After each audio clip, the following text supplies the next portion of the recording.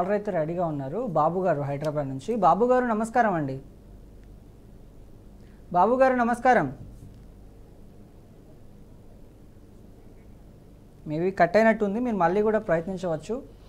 అయితే ఇప్పుడు రిజిస్ట్రేషన్ అయితే నేను కంటిన్యూ చేస్తాను. అది ఇప్పుడు సపోజ్ ఏంటంటే మనము ఒక కన్సిడరేషన్ అమౌంట్ ఇస్తాం, అది ఇచ్చి ప్రాపర్టీగా ఉంటాం. కానీ ఒక గిఫ్ట్ డీల్లో కన్సిడరేషన్ అమౌంట్ రాదు, లవ్ అండ్ అఫెక్షన్ అవుతుంది, ప్రేమ ఆప్యాయతలు. సో గిఫ్ట్ డీల్లో ఏమనుకుంటామంటే ఫ్రీగా ఇస్తున్నాం కాదు, నో నో నో, ఆ గిఫ్ట్ డీల్లో క్లియర్గా మెన్షన్ చేసి ఉంటుంది. మామూలు అగ్రిమెంట్స్లో కన్సిడరేషన్ అమౌంట్ ఎట్లుంటుందో ఒక గిఫ్ట్ డీడ్ ఇచ్చేటప్పుడు ప్రేమ అండ్ ఆప్యాయతతో, లవ్ అండ్ అఫెక్షన్తో ప్రాపర్టీ ఇవ్వడం జరిగింది గిఫ్ట్ డీడ్ అని రాస్తారు. అది చూడండి, ఏ అగ్రిమెంట్ అయినా మీరు చూస్తే కనబడుతుంది గిఫ్ట్ డీడ్లో.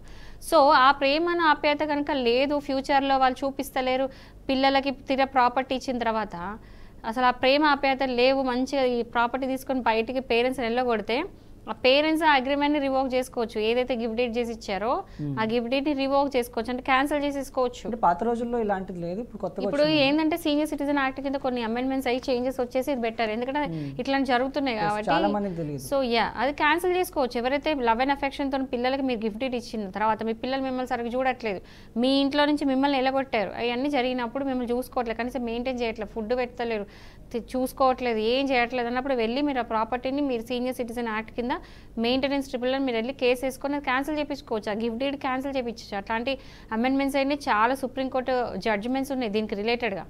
సో అలాంటివి ఏమైనా ఉంటే కూడా చేసుకోవచ్చు. సో ఇందులో ఏంటంటే 3 అయిపోయింది, కన్సిడరేషన్ అమౌంట్ ఇవంతా. ఇంకోటి కంపల్సరీ టైం అనేది చూసుకోవాలి. అగ్రిమెంట్కి ఇంత లిమిట్ ఉంటుంది. ఇప్పుడు అగ్రిమెంట్ చేసుకోగానే 10 సంవత్సరాలు చేసుకుంటా సేల్డ్, నేను 20 సంవత్సరాలు చేసుకున్నట్టు కుదరదు. ఖచ్చితంగా టైం ఎసెన్స్ అని పెట్టుకుంటారు, అంటే ఇంత టైం లోపల ఈ అగ్రిమెంట్ అనేది సేల్డ్ చేయాలని రాసుకుంటాం అన్నమాట. ఒకవేళ కనుక టైం లిమిట్ కనుక రాసుకోపోతే మాత్రం ఒక అగ్రిమెంట్ వ్యాలిడిటీ 3 years మాత్రమే. సో అగ్రిమెంట్ చేసుకున్న తర్వాత 3 years తర్వాత ఏమవుతుందంటే అగ్రిమెంట్ పనికిరాదు, ఇన్వాలిడ్ అవుతుంది. సో ఇలాంటి ఇంగ్రీడియంట్స్ అన్నీ కూడా ఉండాలి కంపల్సరీ అగ్రిమెంట్. ఇందులో ఏది మిస్ అయినా కూడా అగ్రిమెంట్ వ్యాలిడ్ అగ్రిమెంటే కాదు. కొన్నిసార్లు కొంతమంది ఇప్పుడున్నటువంటి రోజుల్లో ల్యాండ్స్కి ఎక్కువ రేట్లు పెరిగిన తర్వాత ఏమైనా చేయడానికి రెడీగా ఉన్నారు, సిద్ధంగా ఉన్నారు. రైట్, అదే ఇష్యూ ఇప్పుడు హైదరాబాద్ ఇష్యూస్ అంతా అవే. నేను చూసినటువంటి వాళ్ళు, అంటే నాకు తెలిసినటువంటి వాళ్ళు, వాళ్ళ మమ్మీ నిద్రపోతుంటే వేలిముద్ర వేసుకొని వచ్చేసి అగ్రిమెంట్లో రిజిస్ట్రేషన్ చేసుకున్నారు. తర్వాత వాళ్ళ అమ్మకు తెలిసింది, నేను ఎప్పుడు సంతకం చేశాను, నేను ఎప్పుడు వేలిముద్ర వేసాను, అసలు నాకు ఈ విషయమే తెలియదు అన్నది.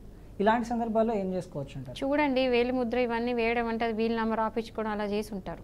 But end of the day mother can question. ఇప్పుడు మదర్కి తెలియకుండా వేలిముద్రలు అవన్నీ వేసిన తర్వాత ఆ ప్రాపర్టీ ట్రాన్స్ఫర్ అయినప్పుడు ఆ మదర్ వెళ్ళి మళ్ళీ క్వశ్చన్ చేయొచ్చు, ఛాలెంజ్ చేయొచ్చు అది కోర్టులో. ఇది నాకు ఇష్టపూర్వకంగా జరగలేదు, బలవంతంగా ఇట్లా చేసుకున్నానని చెప్పేసి ఒక దిక్కు పోలీస్ స్టేషన్లో ఒక హ్యాండ్లో వెళ్ళి పోలీస్ స్టేషన్లో కేసు పెట్టాలి చీటింగ్ కింద. అండ్ సెకండ్ సివిల్ కోర్ట్స్కి వెళ్ళి ఏదైతే ఒకవేళ ఫర్దర్ ఏమైనా చేసి ఉంటే అవన్నీ క్యాన్సిల్ చేయించుకోవాలి, ఎందుకంటే తను చేయలేదు. వీళ్ళ రాపించుకోవడం అలాంటివి చేస్తే అంతా. సో ఇప్పుడు ఇది ఒకటి ఏమవుతుందంటే మీరు అన్నట్టు ఇది చాలా పెద్ద ఇష్యూ అయిపోయింది మెయిన్ సిటీస్లో. ఇట్లాంటి సిటీసే కదా, ప్రతి చోట ఇప్పుడు ల్యాండ్ వాల్యూస్ అనేది చాలా రేట్లు పెరిగాయి కాబట్టి ఏం చేస్తున్నారంటే అగ్రిమెంట్ రాసుకున్నప్పుడు సపోజ్ ఒక ప్రాపర్టీ వాల్యూ ₹1,00,00,000 ఉన్నది అనుకోండి, తీరా అగ్రిమెంట్ చేసుకొని వాళ్ళు డబ్బులు ముట్టి అంతా రిజిస్ట్రేషన్ అయ్యే టైంగా 2 కోట్లు అయింది సడన్గా, అట్లీస్ట్ 1,00,000 అయింది అనుకోండి, వీళ్ళకి ఆశ పెరుగుతుంది. సో ఈ డబ్బులు ఎందుకు మిస్ అవ్వాలని చెప్పేసి కావాలని పొడిగించి వాళ్ళని సతాయించి ఇవన్నీ చేస్తుంటారు. బట్ ఒకటి గుర్తుపెట్టుకోండి, ఎప్పుడైనా అగ్రిమెంట్ చేసుకున్నప్పుడు కంపల్సరీ రిజిస్ట్రేషన్ చేయించుకోండి. అగ్రిమెంట్ రిజిస్ట్రేషన్ చేసుకో, ఎందుకంటే రిజిస్టర్డ్ డాక్యుమెంట్కి వాల్యూ ఉంది, అన్రిజిస్టర్డ్ అగ్రిమెంట్స్కి ప్రాబ్లం అవుతుంది. ఓకే, మరొక కాలర్ ఉన్నారు, రాఘవరెడ్డి గారు. రాఘవరెడ్డి గారు నమస్కారం అండి. రాఘవరెడ్డి గారు నమస్కారం. నమస్కారం. ఎక్కడి నుంచి మాట్లాడుతున్నారండి? తిరుపతి నుంచి మాట్లాడుతున్నాను, చదివి మనము. హలో, చెప్పండి, సమస్య ఏంటో చెప్పండి. సమస్య ప్రాపర్టీని గిఫ్ట్ కింద రాసుకుంటే ఇబ్బంది లేదా? అంటే మీరు ఎవరికైనా రాయాలనుకుంటున్నారా? మనసు రాయాలా? మీ వాయిస్ సరిగ్గా వినిపించట్లేదండి, డిస్టర్బెన్స్ ఉంది మొత్తం. మా మనుడు రాయాలా గిఫ్ట్ అనుకోండి. మీ అల్లుడికా? మనుడు మనవడికి. ఓకే, చూడండి ఆ ప్రాపర్టీ ఎవరిది? అది వాళ్ళ పెద్దమ్మ పేరుతో ఉంది, వాళ్ళ పెద్ద ఆయన చచ్చిపోయినాడు. హలో, చెప్పండి. వాళ్ళ పెద్దమ్మ పేరుతో ఉంది, వాళ్ళ పెద్దమ్మ బాగా పరిష్కారంలో రాసియాల్సి ఉంది. హలో, వినిపిస్తుందండి, చెప్పండి.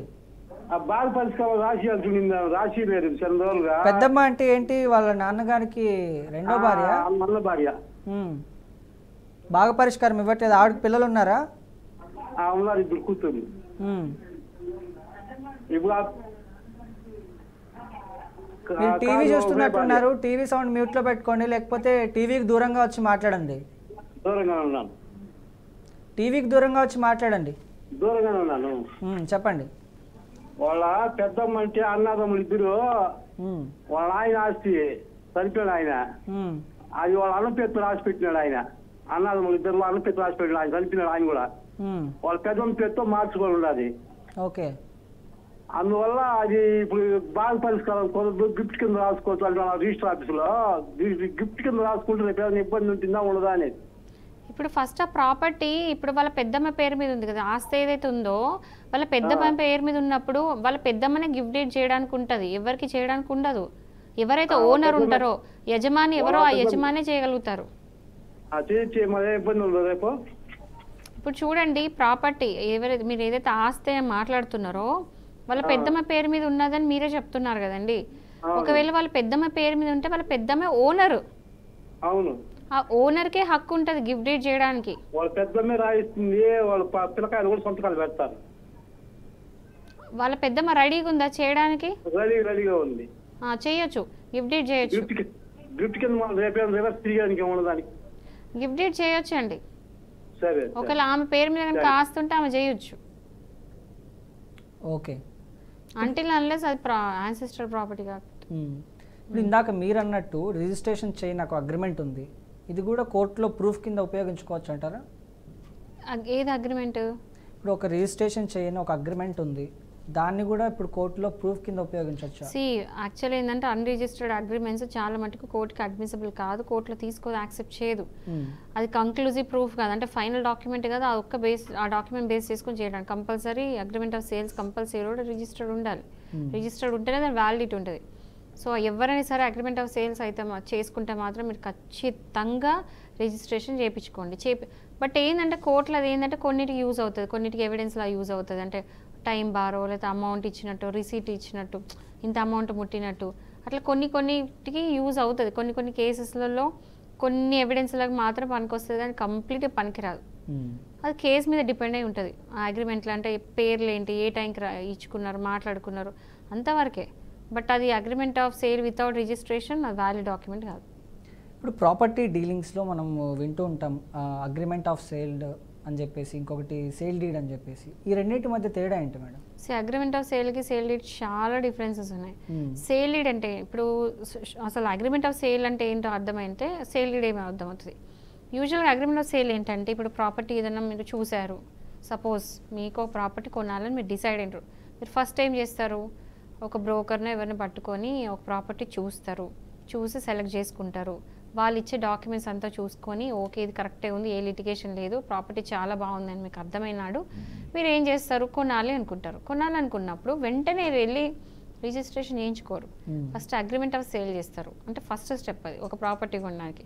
సో అగ్రిమెంట్ ఆఫ్ సేల్ చేసినప్పుడు ఏంటంటే కంప్లీట్గా ఓనర్షిప్ అనేది ట్రాన్స్ఫర్ అవ్వదు, కంప్లీట్ ఓనర్ కారు.